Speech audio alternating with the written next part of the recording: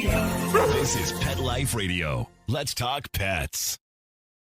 Welcome to the Human Animal Connection Show, where we believe we can communicate with all animals. Join us as we explore the 33 principles and healing methods of the human animal connection. As animal lovers, we know that you share our commitment to making the world a kinder place for all creatures. Together, let's embrace the transformative healing power of the human animal connection. Hello, everyone. It's Jeannie from the Human Animal Connection, and I am so happy to have Ellie Laks on today. She is the founder and creator of The Gentle Barn, and they work with rescue animals and with people who need a little help rescuing themselves. So we're going to find all about the good work that Ellie's doing at The Gentle Barn. So Ellie, welcome to the show. Thank you so much for having me. I'm really looking forward to this conversation. Yeah. Now, I know you've written a book about called The Gentle Barn, as well as your book on cow hug therapy, which we're going to talk all about. But for our listeners who aren't familiar with The Gentle Barn, can you give us just a little overview of what it's all about? Yeah. So the origin story of The Gentle Barn is written in my first book, My Gentle Barn, Creating a Sanctuary Where Animals Heal and Children Learn to Hope. It's the story that begins in my childhood, where I was born an animal communicator. I was born obsessed with animals.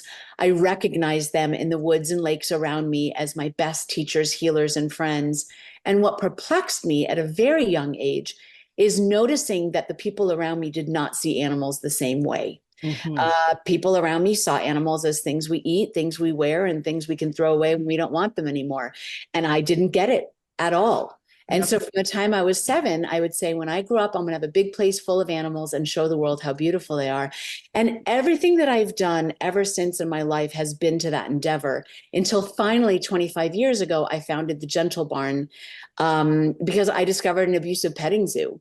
Mm-hmm. And I went in to see what was going on. I was horror stricken at all the abuse and neglect.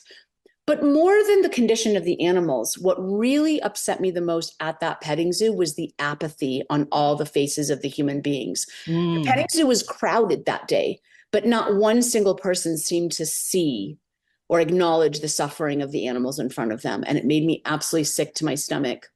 Oh. I ran for the door, and blocking the exit was a very old goat that looked me in the eyes, stopped me in my tracks, and asked me for help. And I brought her home. With the help of a wonderful mobile veterinarian, was able to resuscitate her. And that goat, Mary, put me on the track for the rest of my life to finally found my childhood dream of The Gentle Barn.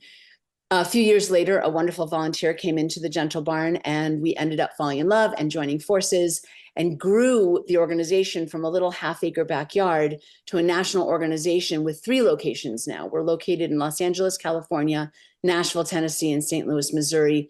We currently have 200 rescued animals, but over the last 25 years, we've rescued thousands and thousands of animals, and we've been host to 1 million guests who have come in, heard the animal stories, resilience, hugged cows, cuddled turkeys, give pigs tummy rubs, fallen in love with these animals, realize that they are so much more than the world gives up credit for, and have stepped up to be more kind, more humane to animals in their daily lives. That is so beautiful. Congratulations. Thank you. That's just wonderful work. Wonderful work. Well, I want to spend some time talking in particular about cow hug therapy, because I don't think a lot of people know about that. Tell us what it is, how it works, why it's good. Yeah, so I filled the pages of my second book with so many stories of these remarkable cows, their resilience, their recovery, and the way they turn around to literally save humans and teach us all about our own humanity. The book's called Cow Hug Therapy. And I have stories in there about dogs and pigs and horses and lots of other animals as well.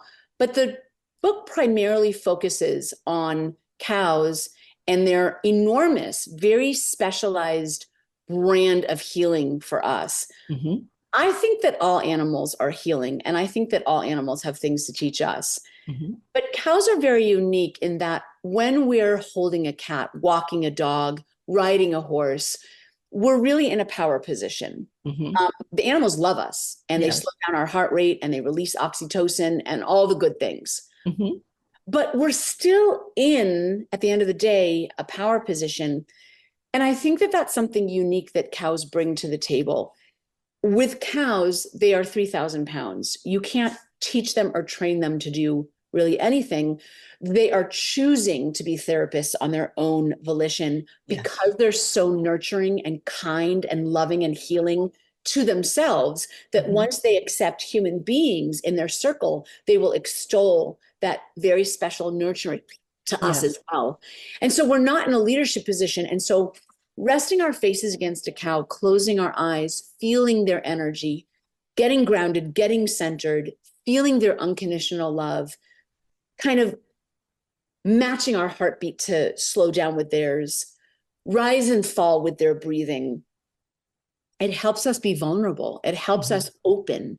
It helps us kind of return to childhood where we feel small, humble, and vulnerable against a giant protective frame where infinite possibilities live. That's so wonderful, so beautiful. The idea that we could really, it's never too late to have a happy childhood, right? If you have a cow in your life. It's so true. I mean, no matter what's going on in my very busy and sometimes stressful life, when I'm having a bad day, I go straight down to the cows and I rest against them. They encircle me with their necks and I instantly feel better. Wow. That's just wonderful. Yeah, it's so interesting. Like, as you say, all the animals have healing ways in which they heal, but this cow healing method is very special. You know, it just has that quiet, powerful way that you can just melt into, I guess. Yeah, it's kind of like animal-assisted therapy meets meditation. Yes. And it meets the best mom hug ever. Yeah. Excellent. So, and I know you're also been since childhood communicating with animals. What have you learned specifically from cows about humans? Like how do the cows feel about us humans? I know we humans have not done well by cows, but I think they're capable of forgiving. Well, before I say, what do you say? What have you learned from cows? I have learned so much from cows that I could have written 5 books about them.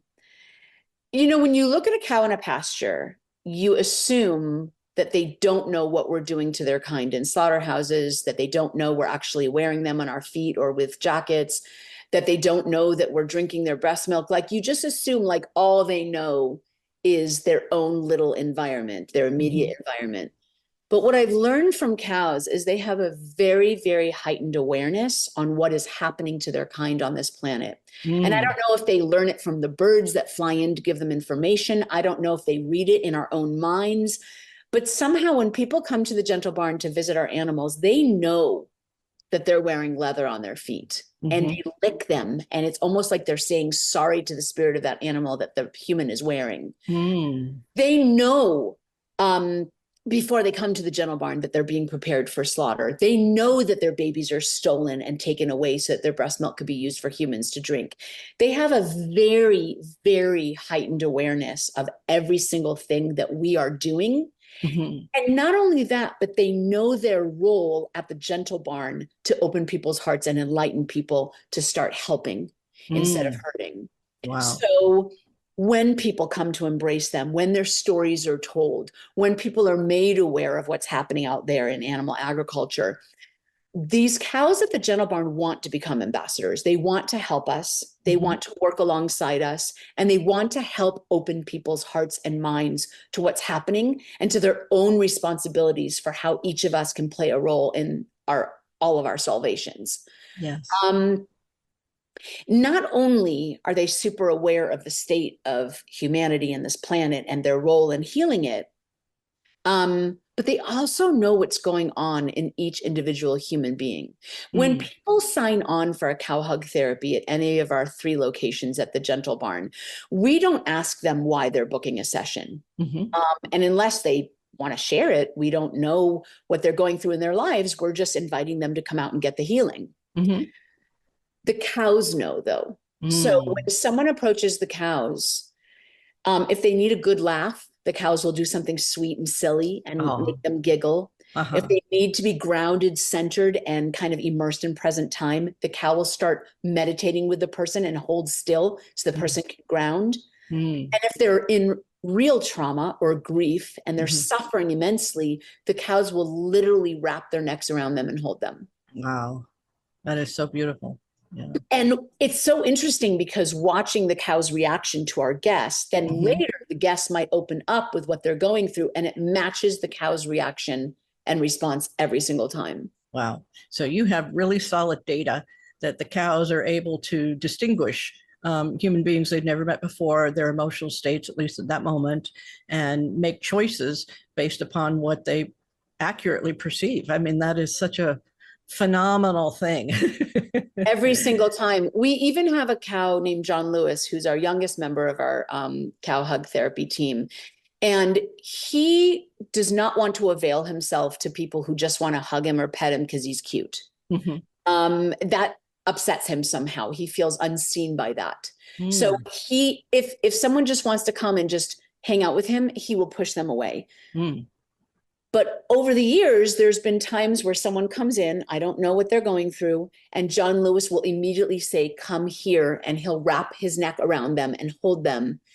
And when the embrace is over, sometimes it takes a couple hours, I will then say to the person, he only does that to people that are really suffering, are you okay? And they'll break down and they'll say, I'm dying of a disease, or I've just lost a loved one, or I've had tremendous trauma that I don't know how to heal from. And it matches John Lewis's response every single time. Wow. Wow. So in addition, they sort of have specialties, like doctors who specialize in something. They have specialties that for human need. That is so phenomenal that you've been able to observe that. And it really, we must change our view when we hear stories like this, to realize that they're not just, to use the expression, dumb animals, that they really are perceiving at beyond what we could perceive. Like when you met that person, you didn't necessarily know what their thing was just looking at them, but the cow knew.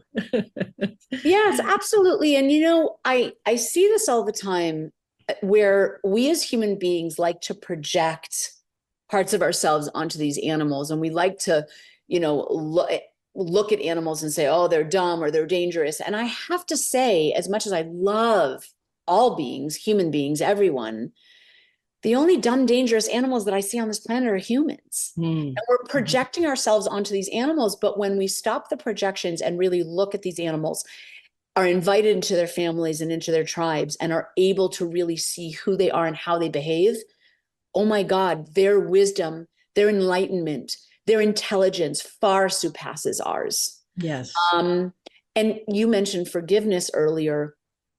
And I will say that the way that I see cows, and really every animal, but let's just focus on cows for a second. They are literally coming onto this planet by the billions and getting slaughtered by the billions. And the way that I like to look at it, and this is what cows have told me over the years, they keep hoping, praying, and showing up for our own humanity, for our capacity to enlighten, for our capacity to truly love, for our capacity to truly see.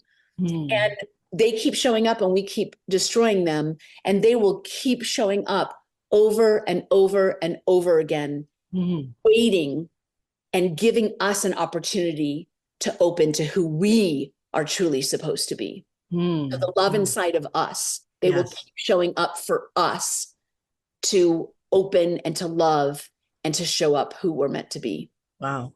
Now, I know that there are some cultures that have more reverence for cows than ours.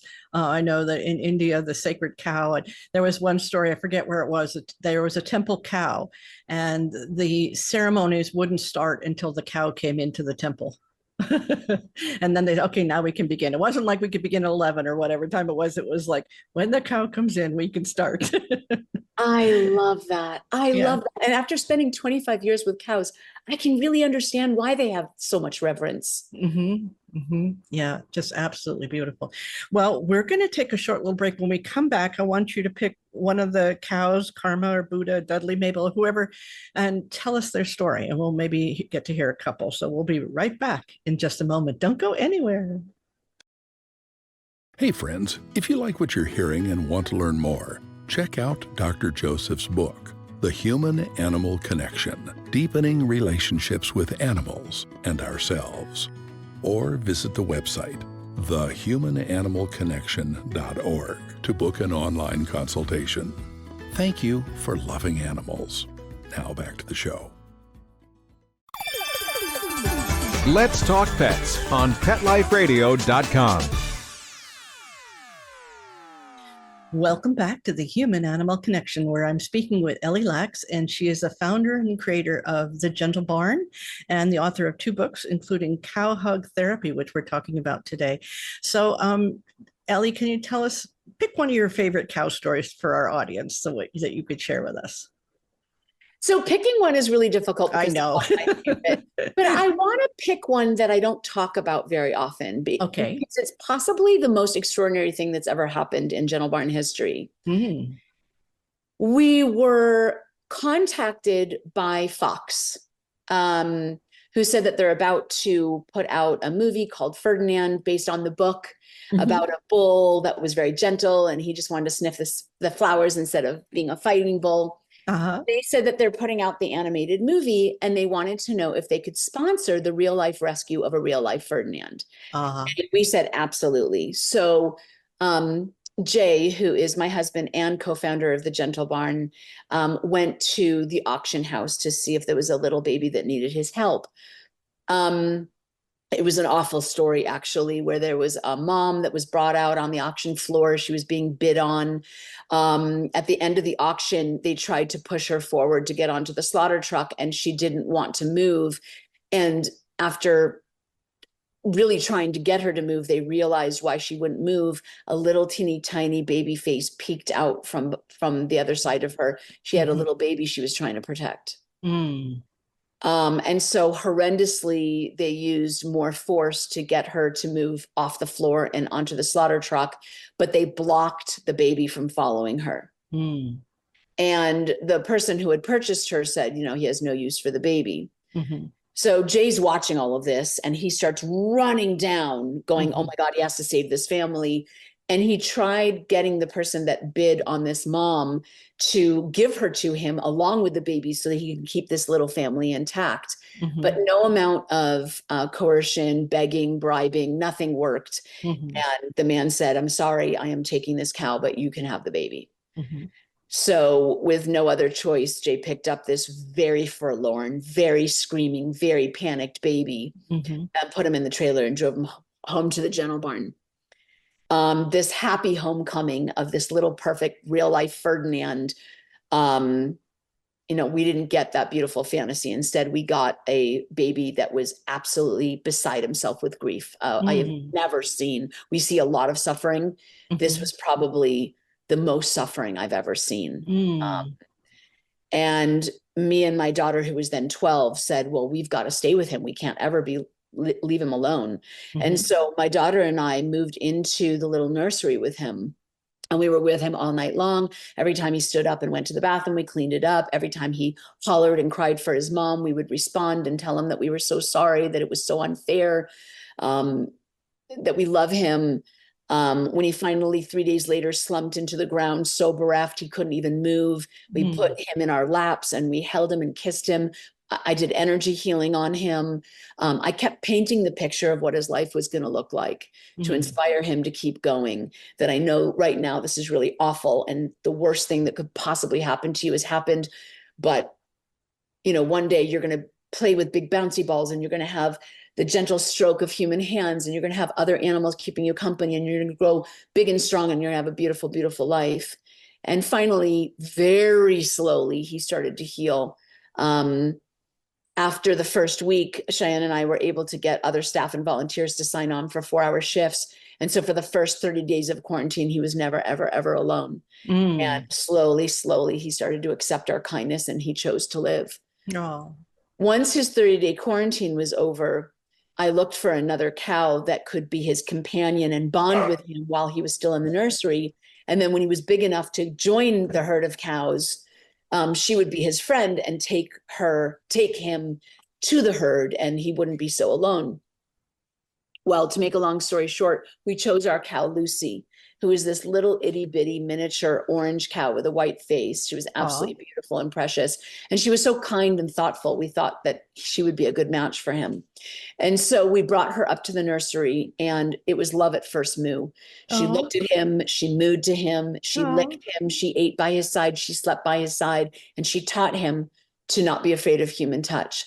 Oh, But she loved him so much, and she adopted him so completely that she produced milk for him. oh, beautiful. And I didn't know that was possible. Yeah. But it turns out that even as humans, when humans are trying to adopt a baby, the lactation consultant can help them produce milk for their new baby. And I guess all mammals are capable of it. Mm-hmm. So Lucy nursed him 3 times a day, every single day, woke up with the sun nursing him, gave him lunch, and would nurse him in the evenings. And afterwards gave him a big tongue bath and would put him to bed, just like any mom. And it was absolutely beautiful to see her love and devotion for an adopted child, and to see him get a second chance at having a mom. Yes. That's so beautiful, because it goes beyond the biological imperative. This was just like an adopted imperative. It's a choice to mother this little lost one. So absolutely beautiful. Absolutely beautiful. And she was older. So, I mean, she did it at great sacrifice for herself. It's not like she was big and overweight and young and in the prime of her life and had extra calories and extra energy to give him. She was old. She had arthritis. She was, thin in frame. And we had to really support her with acupuncture and massage therapy and extra grain and sun chlorella algae superfood and all of these resources to keep her strong so she could give her energy to the baby. That's beautiful. That's beautiful. Wow. That's so moving. And how's Ferdinand doing now? He is an enormous, strong, healthy, giant man. And he is strong, and he has a big, huge bovine family around him, and he loves back scratches, and he's living the good life. I'm very proud of him. Very wonderful. Wonderful. And cows, is it the sort of thing you should never have just one cow? Like, do they need each other to thrive? Or what's the story with that? So I like to say that cows are our greatest teachers. And if we could be more like them, this whole planet would be completely different. Family is their most treasured ethic. They form a circle when someone is born to celebrate that newcomer. They form a circle when someone passes away to pay their respects. They form a circle around someone who's grieving and mourning to strengthen them so they can keep going. They are a beautiful tribe, a beautiful, beautiful tribe. They're matriarchal. Led by the wisest and oldest female, connected to her intuition and her instincts, and that's how she leads. They're vegan, so they harm no one. Their feet and toes are designed to be eco-friendly to the pastures that they are moving through, so that the pastures are better off when they leave than when they found it. They face their problems head on, and don't avoid their challenges. They have a lot of lessons to teach us about that. They're 100% inclusive. They accept and love anyone as long as they're kind. And so, no, a cow should never, ever, ever live alone. They thrive in family. They thrive nurturing one another, grooming with one another, meditating every single day together. And a cow on her own would be a travesty. They need to live in beautiful, big families. Wonderful, wonderful. And what are cows' favorite other species? Like, who do cows most want to have around? Really, anyone that's kind. They love hurting humans, like we've been talking about. They love dogs as long as they're gentle. They even get along with horses as long as they'll graze gently together. Birds land on their backs. Bunny rabbits hop around the pasture. Like I said, they're 100% inclusive, so they will welcome literally anyone as long as they're gentle. Wow. So unlike, I know, in the rescue world, it's not always easy to bring a new member in with some species, but with cows, they just always include a newcomer. Yes, that's absolutely right. And so with every other species that we have at the Gentle Barn, horses, donkeys, pigs, sheep, goats, chickens, turkeys, peacocks, llamas, emus, there is a very extensive introduction period for a new animal. They have to meet through a fence. They have to eat and sleep together. We have to spend weeks, sometimes months, getting them acclimated before we remove the fence and allow them to be with each other. And even then that has to be supervised. Yes. But cows are the only animal that we can take a newcomer, put them in the pasture with no fuss, no introduction phase, nothing. And the cows will say, hello. And the matriarch might come up and put her forehead against the newcomer's forehead and say, I'm the boss. And the newcomer will say, okay, no problem. If they're young, the babies might come and they might bonk heads to play. They might run around together, kind of exploring the space together. Yes. That's it. There's no violence. There's no aggression. There's no rejection. They are 100% inclusive. It's beautiful to watch. Wow. We should have cows run the country. We really should. We really should. And I like to say, like at sanctuaries, like the Gentle Barn, these beautiful tribes are sitting there as an example for who we used to be and who we must return to if we're going to ensure our own survival and peace on this planet for anyone. Beautiful. Well, can you tell me a little bit about maybe a conversation that you had with a cow that really like made you go, oh my God. Yeah. I've had a lot of conversations with cows, and they've really taught me so many wonderful things. But I think the most jarring, the most impactful, the most surprising conversation is a conversation that I had with a cow that was actually not mine. I was in a car driving between our Missouri location and our Nashville location, long stretch of road. And unfortunately on these roads, there are a lot of slaughter trucks. And the traffic had slowed down. And so we were parallel to the slaughter truck. And usually I just look away and then we speed off. And so it's so painful to deal with. But this slaughter truck was literally next to me. And I felt it so disrespectful to look away, even though it was just absolutely excruciating. And so I forced myself to look over there, and looking out the holes in this slaughter truck was this one specific cow who locked eyes with mine. Very unexpected. And so I asked her permission to speak with her, and she said yes. And I said to her, I'm so sorry this is happening. I'm so sorry that you and your family are going to slaughter. I just want you to know that me, and there are so many people like me, like Jay, like the people at the Gentle Barn, like people at other sanctuaries, we are working so hard to spread your message and to create a gentle world. I just don't want you to feel like you're alone. To which she said, and I could have never made this up if my life depended on it, because I didn't think this way. She said, don't cry for us. We're going home. And I said, but I'm sorry you have to. I'm sorry you're not on a beautiful green pasture, respected and revered by humanity. I'm sorry that your life was cut short. And she said, no. Don't ever cry for those going home. Going home is the most beautiful thing in the world. Wow. And so I said, I've spent my whole life being vegan, trying to advocate for these beautiful animals. And now you're telling me it's okay? Are you telling me it's okay for people to eat meat? Like, what are you saying? And she said, here's the thing. Your work and those that find sanctuaries, those that are vegan, those that are connected to animals in the way that we are, the work isn't to cry for us that we're going home. Going home is a miracle. But your work is to shine the light in the dark places on this planet. And what I mean by that, she continued, is those human beings that are capable of taking a baby away from a mom, or ending a life, or neglecting a vibrant soul. That's the darkness on this planet. And so the work that you're doing is not to cry once we're going home. That's beautiful. Your work is to brighten up and heal and save the dark souls on this planet that can't see life when they look in our eyes. They can't feel our life force when they think about us. And they are capable of doing horrendously cruel things because they don't have love inside of their hearts. She said, that's the work that you're doing. Yes. Yeah. And it blew my mind. It changed my life. Yeah.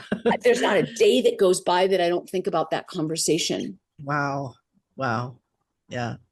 That's really awesome. I know I had a conversation like that with a horse in New York City, one of the carriage horses, and I was doing that same thing. I was thinking, oh, I'm so sorry that you're in this condition. And he looked at me, he said, no, I chose this. I'm here to teach. Yes. And it was like, I mean, it knocked me on my, New York City in the middle of winter. It was freezing. This poor horse is, doing this with the carriage. But yeah, I mean, they're just phenomenal. It's just so beautiful, that story. It made me cry. Just amazing. Well, how can people get in touch with you, or are they able to visit? Well, how can people stay connected to you or support you? So first of all, I would love people to read my newest book, Cow Hug Therapy, and which I've read. It's wonderful. Absolutely wonderful. Yeah. So many more stories of these incredible animals and the lessons they have for us. And it's available on Amazon to read or listen to, and anywhere books are sold.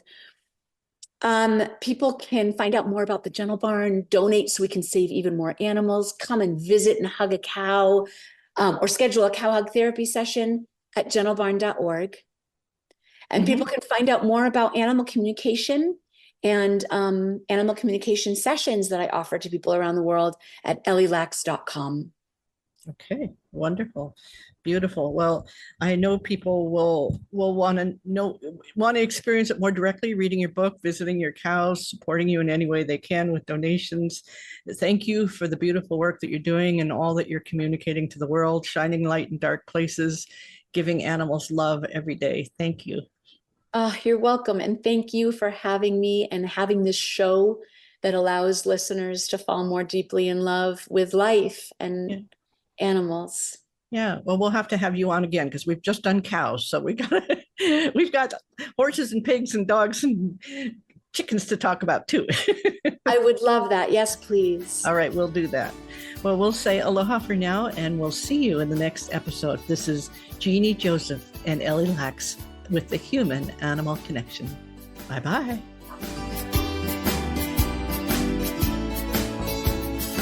Thank you for tuning into the Human Animal Connection Show. Please visit our website, thehumananimalconnection.org. There you can sign up for our free email newsletter, book a consultation, or check out our blogs and resources. Our best-selling book, The Human Animal Connection, is available on Amazon. And your donation of any amount keeps our nonprofit organization providing life-changing services.